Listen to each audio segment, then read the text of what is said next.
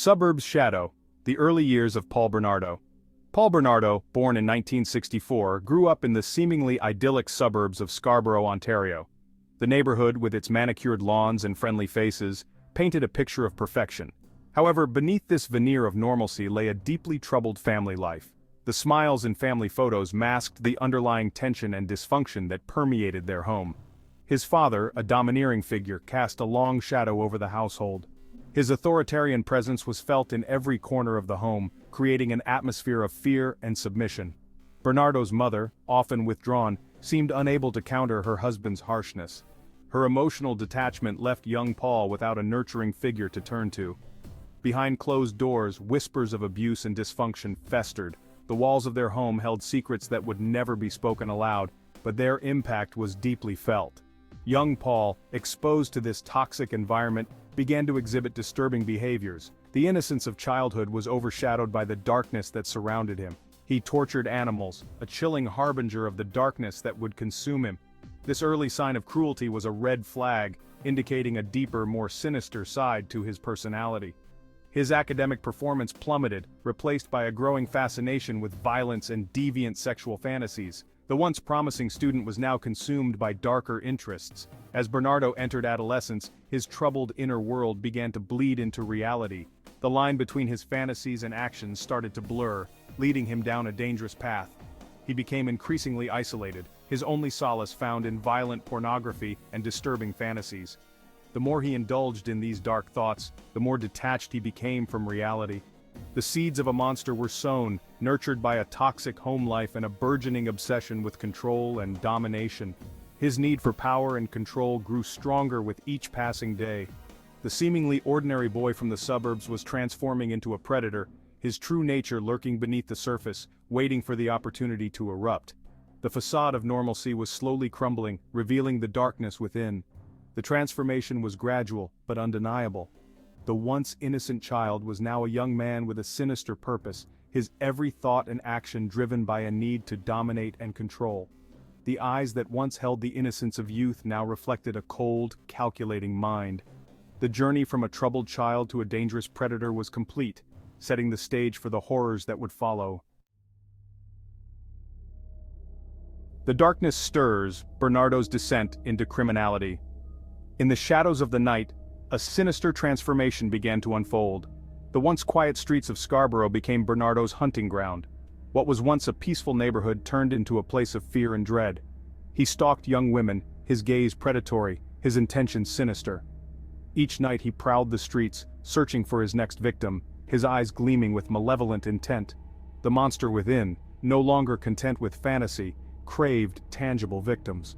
His dark desires could no longer be contained, and he sought to bring his twisted fantasies to life.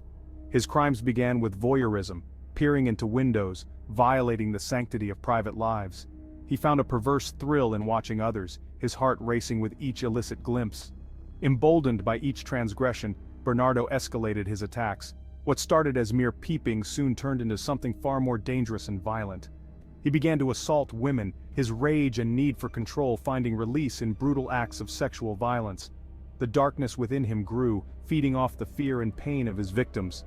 The Scarborough rapist, as he would come to be known, instilled terror in the hearts of women, his crimes becoming increasingly brazen, his victims terrorized and forever scarred. The community lived in constant fear, each night bringing new horrors. The police, overwhelmed by a growing number of cases, struggled to connect the dots. Despite their best efforts, Bernardo's cunning and careful planning kept him one step ahead.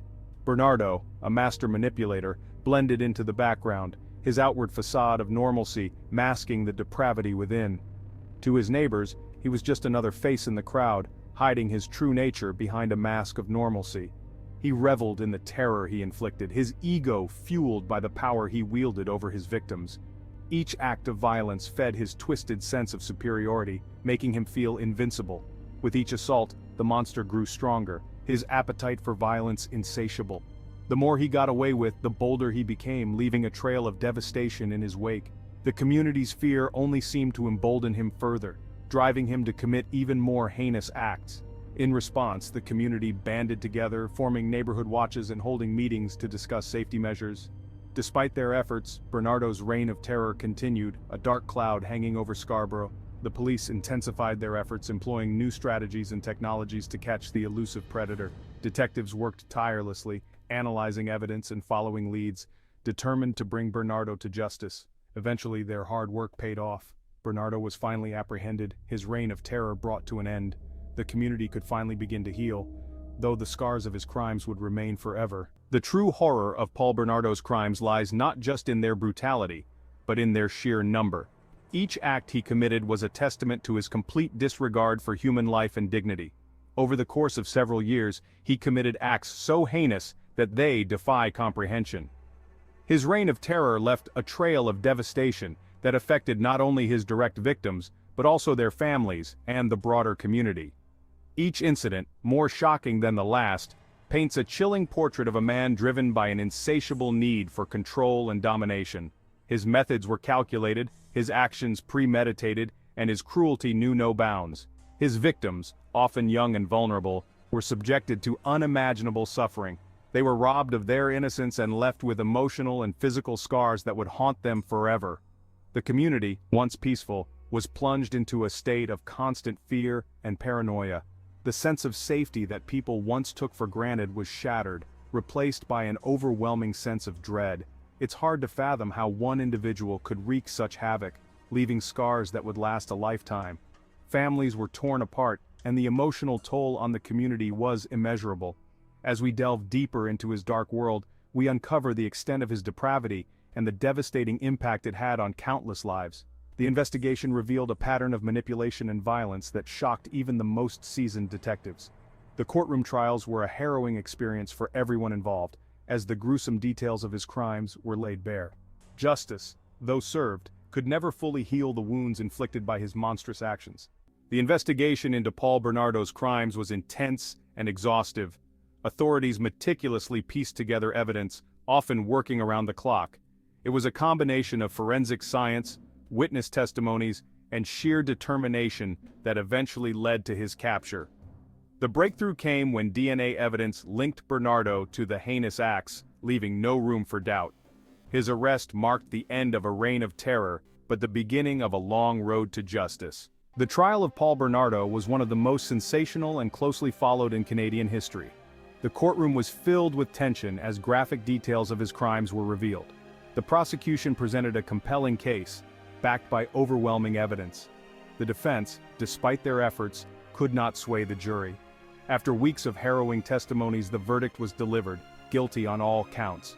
Bernardo was sentenced to life in prison without the possibility of parole, ensuring he would never walk free again. Life in the penitentiary for Paul Bernardo has been far from easy. Isolated from the general population due to the nature of his crimes, he spends most of his time in solitary confinement. The once arrogant and confident predator now lives a life of monotony and reflection. His interactions are limited, and his days are filled with the stark reality of his actions. The prison walls serve as a constant reminder of the lives he destroyed and the pain he caused. The impact of Paul Bernardo's crimes extends far beyond the immediate victims and their families. His actions left a scar on the community, fostering a sense of fear and mistrust that lingers to this day. The case prompted changes in law enforcement procedures and sparked debates on issues like media coverage and victim privacy. For many, the memory of his atrocities serves as a grim reminder of the darkness that can lurk within individuals. The legacy of his crimes is a testament to the resilience of those who survived and the enduring quest for justice.